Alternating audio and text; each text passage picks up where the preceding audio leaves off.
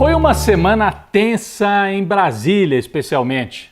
Eleição para presidente do Senado, que se transformou numa espécie de terceiro turno da disputa entre Lula e Bolsonaro. Os bolsonaristas lançaram para presidente do Senado o Rogério Marinho, que é homem de confiança do ex-presidente, homem de confiança da extrema-direita. A tentativa era que ele ganhasse para transformar o Senado numa trincheira contra Lula e contra o STF. Rogério Marinho fez uma campanha muito forte nas redes. Os bolsonaristas chegaram a falar numa virada, estavam conseguindo votos que o governo do Lula não esperava, né? E conseguiriam derrotar o Rodrigo Pacheco. Esses eram os dois candidatos, a gente tem aí na foto. A Michele Bolsonaro voltou dos Estados Unidos e se engajou na campanha do Rogério Marinho. O próprio Jair Bolsonaro participou de uma live com os apoiadores e tal.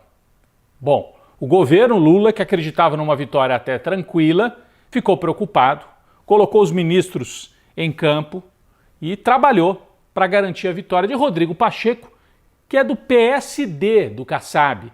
É um homem moderado, não é um homem de esquerda. É um sujeito ali de centro-direita.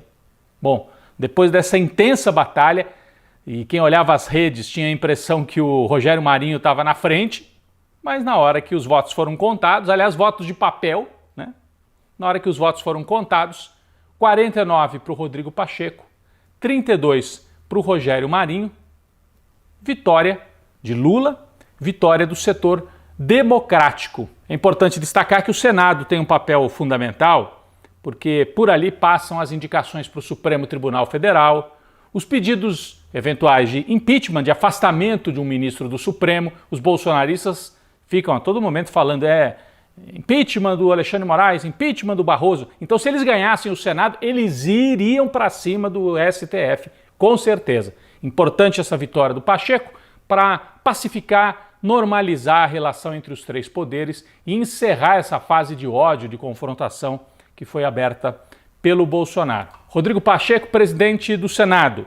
Na Câmara, Arthur Lira, reeleito, e ali, com muita tranquilidade, 464 votos para o Arthur Lira. Aliás, a maior votação na história de um candidato a presidente da Câmara. O Lira foi eleito numa frente ampla, que vai desde a direita até o PT, que preferiu fazer um acordo com o Lira, né, em vez de confrontá-lo. Agora, na Câmara, uma mesa diretora extremamente conservadora. Além do Arthur Lira, que vai ficar na presidência, ele colocou deputados do PL e do Republicanos em outros cargos importantes. O PT de Lula ficou apenas com a segunda secretaria. Então ficou uma distribuição de poder mais favorável ao centrão. À direita, o Arthur Lira está prometendo que vai negociar, que não vai criar problemas para o governo. Vamos acompanhar, né?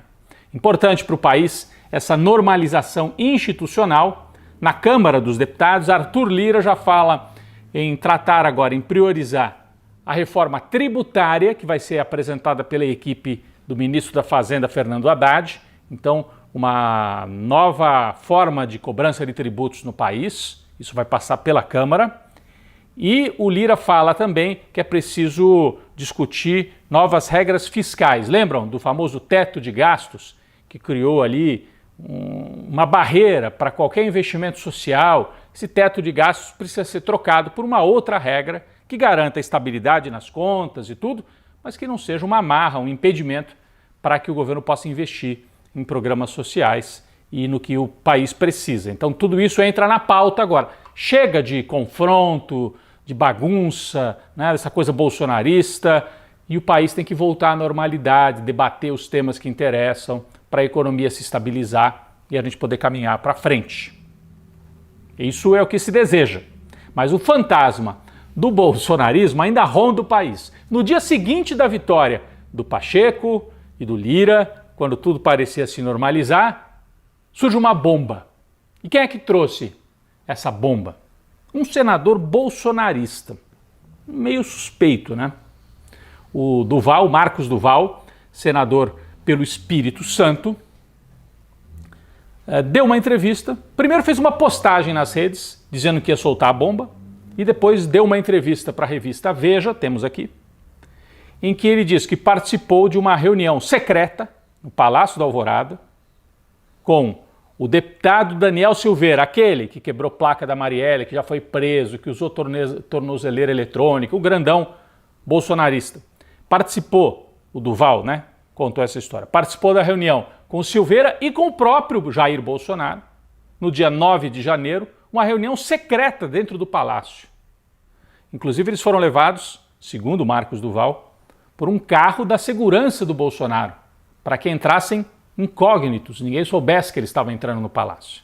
E que nessa reunião, a proposta era a seguinte: senador Marcos Duval, você vai gravar, você vai se aproximar do Alexandre de Moraes e vai gravar algo comprometedor dele, para que a gente possa usar isso, colocar isso nas redes, e isso servir como base para desconhecer o resultado eleitoral, porque tudo isso iria acontecer antes da posse do Lula. E aí o Marcos Duval, mas como é que eu vou gravar o Alexandre de Moraes? Temos equipamentos que vão ser cedidos pelo GSI, os militares. Bom, ele contou tudo isso, comprometeu o Bolsonaro, diz o Duval que não aceitou a proposta e que inclusive contou tudo para o Alexandre de Moraes. Aí fica uma dúvida, um grande ponto de interrogação.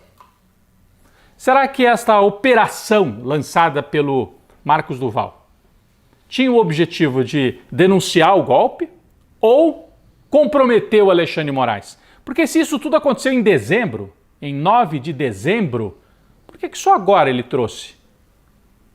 Estranho, não?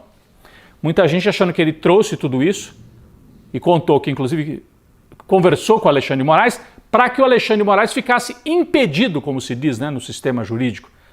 Como ele conversou sobre o fato e tal, ele poderia ficar impedido de participar do julgamento dos atos golpistas promovidos pelos bolsonaristas no dia 8 de janeiro. É uma operação dupla. Só que foi tão desastrado, o Marcos Duval tão atrapalhado, que se ele pretendia comprometer o Alexandre de Moraes, ele acabou comprometendo o próprio Bolsonaro. O pessoal chama Operação Tabajara, né?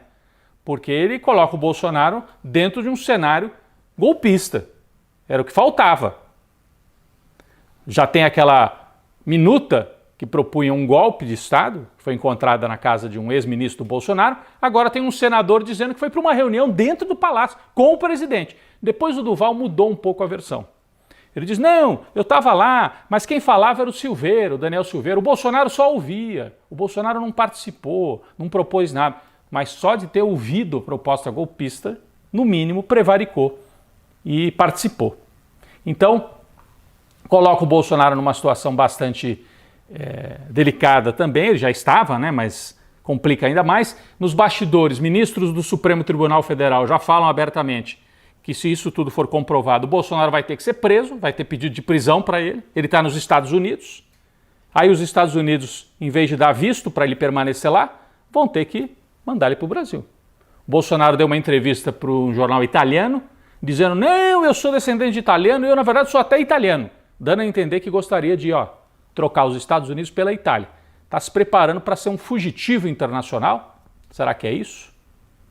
Bom, enquanto tudo isso acontece, Lula segue governando, Câmara e Senado pacificados, e a questão dos Yanomami que segue preocupando bastante. O presidente Lula deu ordem para um bloqueio aéreo completo contra os garimpeiros, acabar com as pistas clandestinas, não se transita mais de avião para a região dos Yanomami, e a gente tem imagens, olha, a Força Aérea, finalmente, né, os militares sendo utilizados para transportar alimentos, medicamentos para aquela região, para que se recupere a saúde e as condições mínimas de sobrevivência do povo Yanomami.